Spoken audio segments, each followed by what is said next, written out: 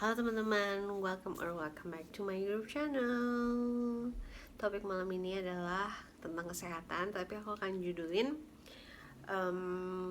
penyakit dan nasib sial atau nasib buruk. Kesialan. Kenapa aku mau angkat topik ini adalah karena waktu aku masih muda, masih kecil, walaupun sekarang aku masih tetap kelihatan muda kan, tapi aku sebenarnya udah lumayan tuir loh guys. Jangan kaget ya sama umurku yang sebenarnya, karena kebanyakan orang suka what gitu. Anyway, dulu waktu aku dari kecil tuh aku struggling dengan kesehatan, baik kesehatan fisik maupun kesehatan mental. Jadi karena hal itu, karena aku punya masalah kesehatan, akhirnya aku nggak bisa seperti teman-temanku yang lain melakukan kegiatan-kegiatan yang dengan mudah mereka bisa lakukan, seperti berolahraga, beraktivitas, berkreasi. Ya aku tetap bisa berkreasi sih, which is gambar, karena cuma diem aja kan, ke tangan dong yang gerak, which is I don't hate that. I mean like, aku tetap bersyukur untuk kesempatan untuk bisa melakukan hal itu.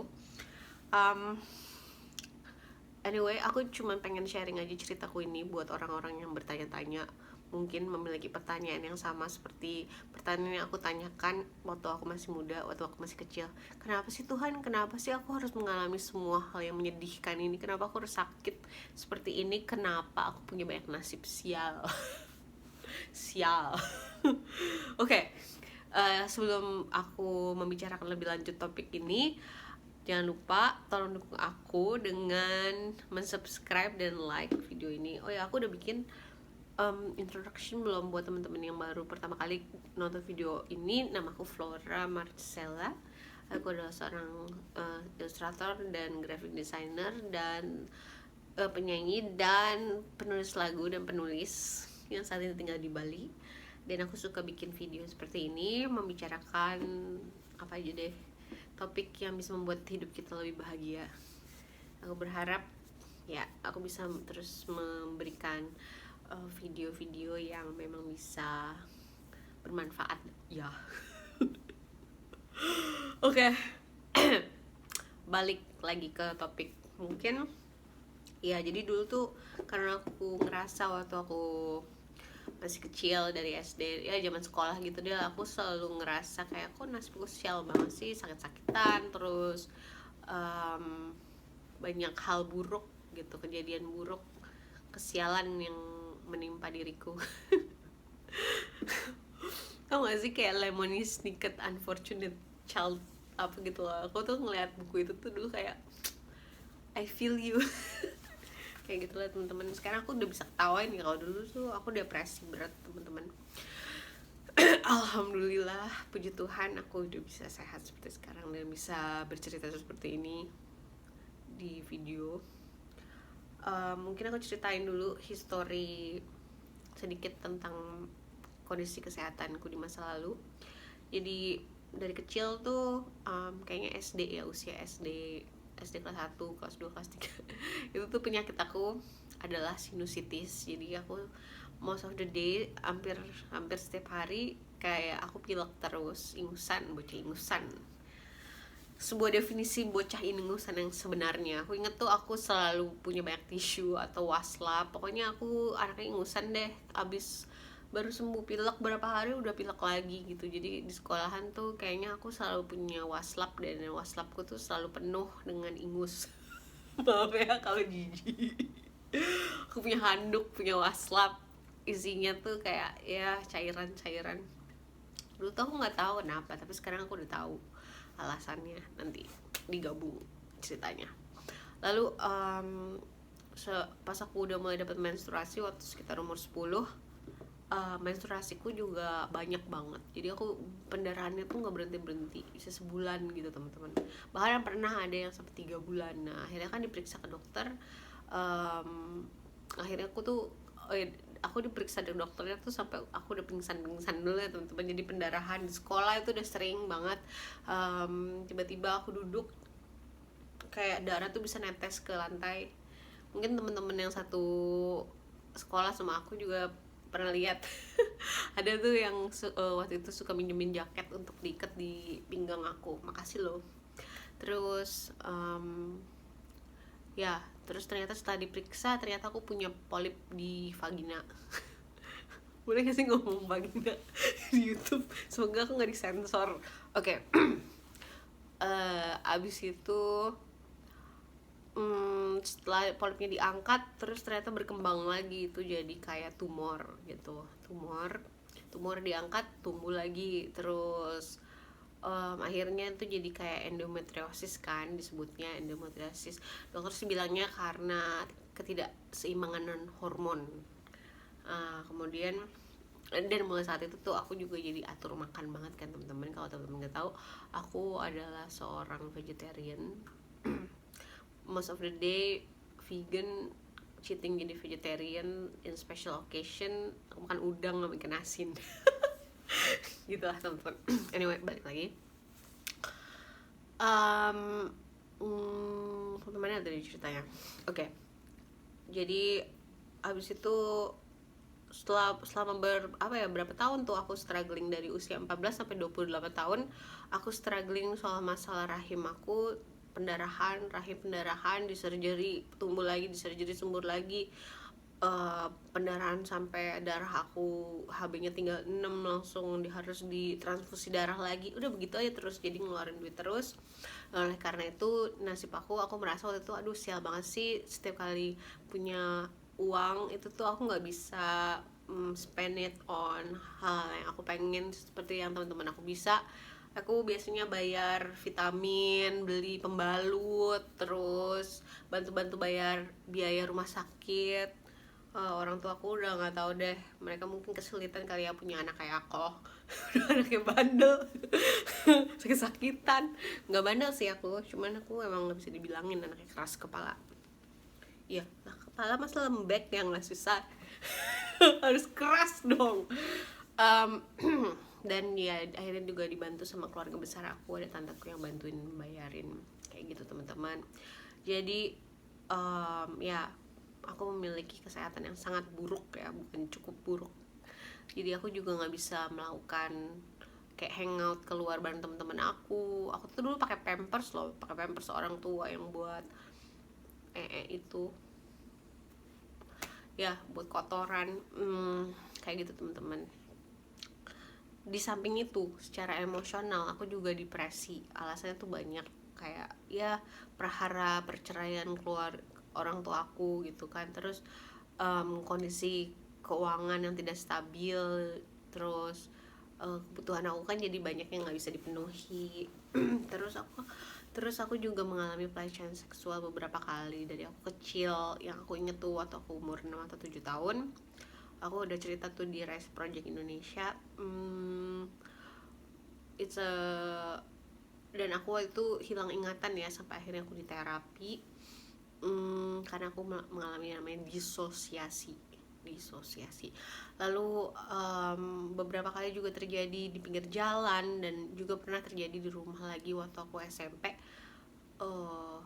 Ya aku udah cerita lah itu video itu, aku males mengulang-ulangnya lagi ya teman-teman. Intinya zaman dulu tuh aku selalu ngerasa, Tuhan kenapa sih aku harus mengalami semua penyakit dan nasib sial ini. Oh ya, belum lagi dulu kayak aku ngerasa di rumah tuh aku kayak apa ya, aku kayak harus menanggung banyak beban emosional gitu. Orang-orang di rumah mesti kalau berantem gitu, kayak aku harus jadi penengah. Lama-lama stres gitu loh teman-teman. Dan jadinya waktu masa-masa sebelum aku mau pindah ke Bali itu tuh aku kayak berpikiran untuk bunuh diri tuh sering banget. Dan waktu aku SMP aku juga cutting myself, mengiris-iris pergelangan tanganku ya dengan penggaris besi sampai warnanya tuh kayak akhirnya kayak baret-baret gitu, dan ada kering-kering. Ada darahnya dikit-dikit gitu. Tapi aku selalu pakai cardigan dan selalu pakai jaket. Jangan ditiru, itu nggak keren teman-teman. Itu we need help. Orang-orang yang mengalami kayak gitu. Aku sangat berduka cita. Tapi kita bisa merubah. Jangan jadi pembunuh dan jangan jadi korban. Jangan melakukannya pada diri kita sendiri. Orang-orang di sekeliling kita bisa menyakiti kita, tapi jangan menyakiti diri kita sendiri. Oke? Kita harus jadi orang yang paling mencintai diri kita sendiri. Terus kesialan lainnya adalah aku dulu misalnya punya pacar, punya temen, pacarku selingkuh sama temenku sendiri kayak gitu. Pokoknya gila deh, aku ngerasa kayak ya lah hidup gue sial banget sih gitu kan mikirnya. Apa aku dihukum sama Tuhan ya, apa aku ngalamin ini semua karena aku adalah orang yang buruk gitu sehingga aku mendapatkan banyak blah gitu. Tapi ternyata teman-teman setelah aku pelajarin ya saat-saat ini itu semua bukan 100% hasil karya perbuatan kita, tapi kita juga menerima yang namanya warisan penyakit dari nenek moyang kita gitu. Jadi segala macam penyakit dan kemalangan yang ada dalam hidup kita itu adalah hasil dari hasil dari kumpulan akumulasi perbuatan ibu kita, bapak kita, nenek moyang kita, ya pokoknya semuanya deh di masa lalu, berapa puluh keturunan ke atas gitu.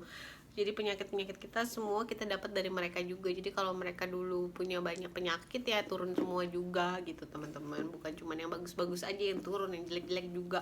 Kayak talent kan bisa menurun, nah penyakit juga sama, dan kesialan juga bisa menurun. Tapi itu adalah suatu hal yang wajar karena kalau kita melihat sejarah manusia gitu ya, masa lalu kita tuh bukan masa lalu yang indah teman-teman. Masa lalu kita tuh dipenuhi dengan cerita perang, dan ada satu sisi orang yang mengalami penjajahan dan ada sisi orang yang menjajah gitu. Dan pattern ini akan masih kita masih kita bawa gitu di dalam tubuh kita sampai saat ini, di dalam DNA kita, energetical pattern kita, atau pattern pola energi yang diwariskan oleh orang tua kita. Terus keadaan emosional ibu kita waktu dia hamil kita itu sangat mempengaruhi kesehatan kita dan kesehatan mental, fisik, dan keberuntungan kita dalam hidup. Karena kalau misalnya nenek moyang kita, ibu kita waktu dia hamil kita keadaan emosionalnya itu penuh banyak depresi itu kan hasil tumpukan dari emosi-emosi yang low vibrational seperti amarah, rasa sedih, rasa takut, penderitaan kayak gitu-gitu. Kalau mereka mengalami itu semua ya ya itu turun juga ke kita gitu teman-teman. Makanya menurutku salah satu tips terbesar ya untuk teman-teman yang mengalami penyakit dan nasib sial, kita nggak usah nyalahin orang lagi, nggak usah nyalahin siapa-siapa, nggak usah nyalahin orang tua kita, nggak usah nyalahin diri kita sendiri, nggak usah nyalahin Tuhan, nggak usah nyalahin pemerintah. Lebih baik kita fokus saja membenahi energetical pattern ini. Apa sih energetical pattern? Energetical pattern.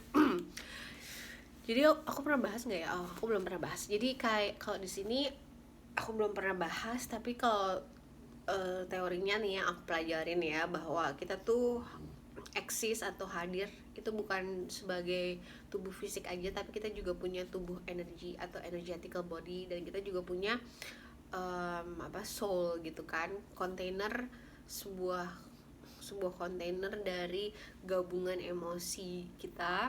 Dan itu tuh pattern kehidupan kita, cara pikir kita, pola emosi kita, kumpulan emosi yang ada dalam diri kita itu diwariskan juga dari nenek moyang kita teman-teman. Jadi makanya ya gitu, kalau misalnya nenek moyang kita ibaratnya kalau pohonnya sakit nih, misalnya nenek moyang kita tuh kayak pohon, terus pohonnya sakit, kita sebagai ranting-rantingnya dan buah-buahnya juga akan sakit teman-teman.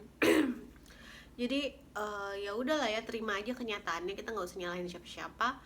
Kalau emang pengen mengubah keadaan, menyalahkan orang lain atau menyalahkan situasi juga tidak memberikan solusi, malah membuat hidup kita makin menderita, malah membuat hidup kita makin merana gitu dan tidak berdaya. Sementara kalau kita pengen merubah hidup kita harus berhenti menjadi korban, berhenti berpikiran bahwa ini semua terjadi karena kita dan karena kita apalah pokoknya pikiran-pikiran negatif gitu tuh udah di stop aja ya temen-temen.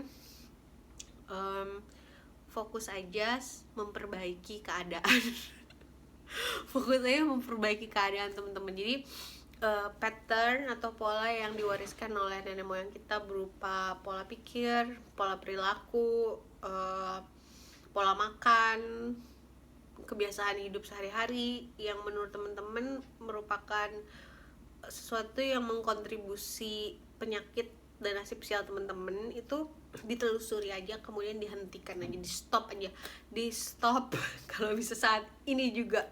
Semua kebiasaan jelek, cara pilihan makan apa itu di stop aja dan diganti dengan yang benar-benar sehat. Jadi teman-teman mengedukasi diri dan menciptakan pattern pola kehidupan yang baru, habit hidup baru, maka kehidupan kita akan jadi lebih sehat dan kita akan mengundang lebih banyak nasib yang baik dibandingkan nasib buruk gitu.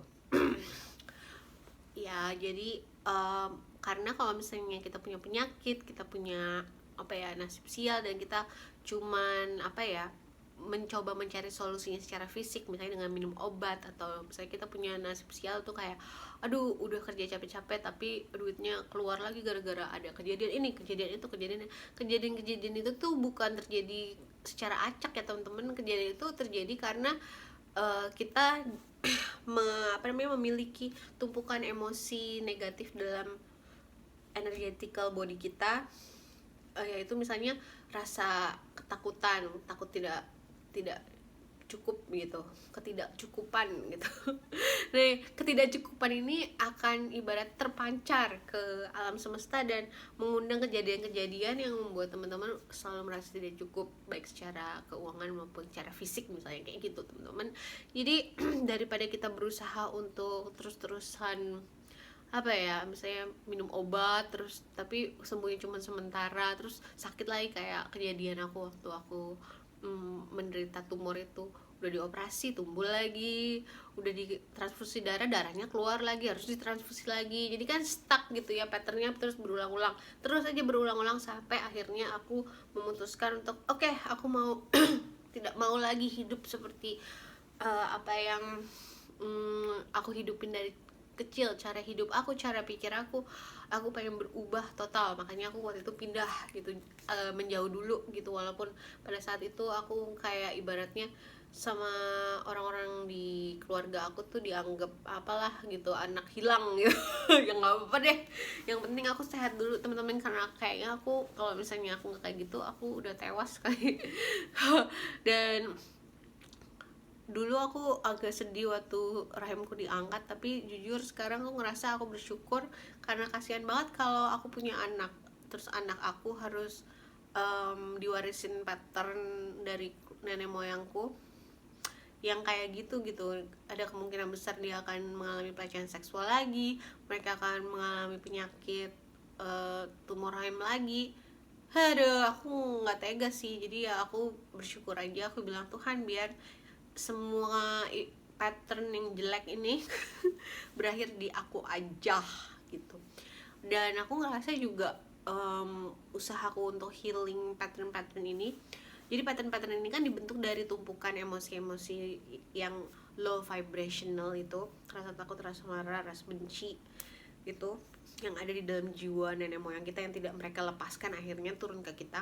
Nah maka dari itu kita harus lepasin itu sekarang supaya energi kita berubah jadi energi yang lebih tinggi vibrasinya, seperti kebahagiaan, cinta kasih, pengertian, pokoknya yang indah-indah gitu loh temen-temen. Aku sih udah capek ya hidup dengan emosi-emosi seperti amarah, sedih, depres.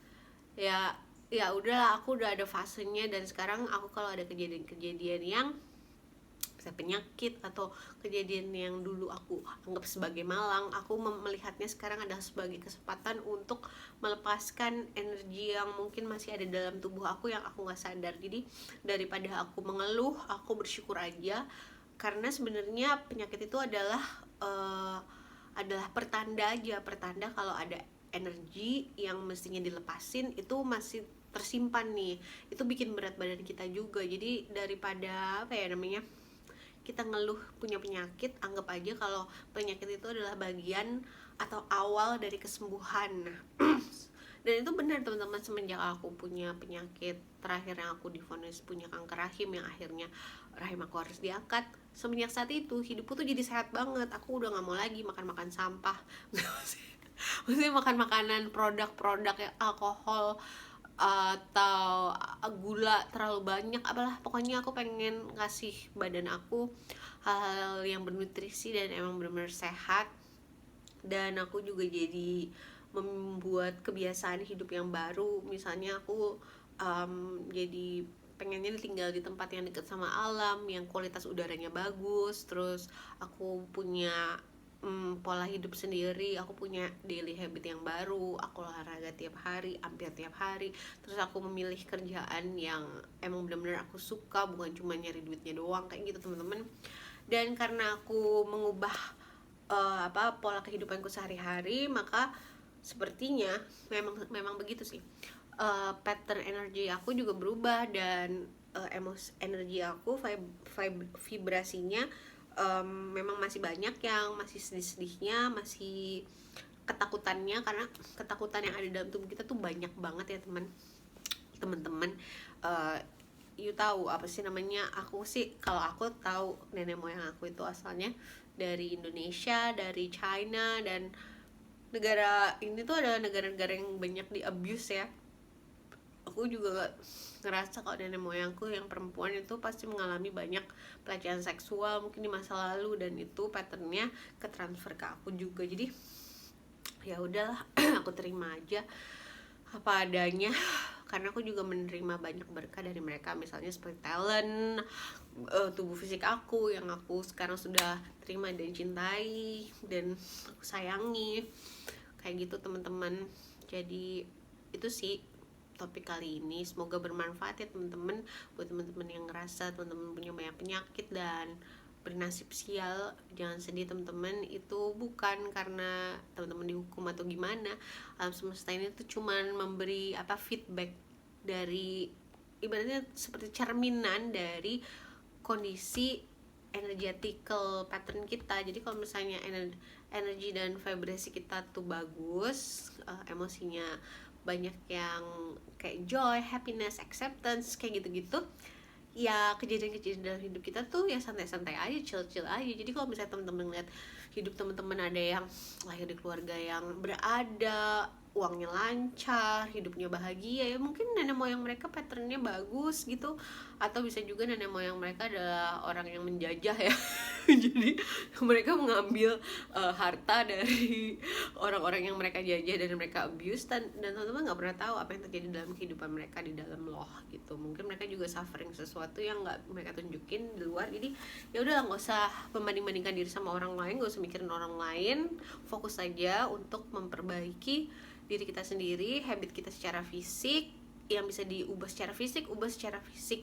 Kemudian secara energi juga belajar untuk melepaskan emosi-emosi negatif dengan bermeditasi, dengan bernafas, lalu juga dengan berpikiran positif. Oke teman-teman, itu aja sih, semoga bermanfaat ya. Sampai ketemu di lain waktu, bye bye.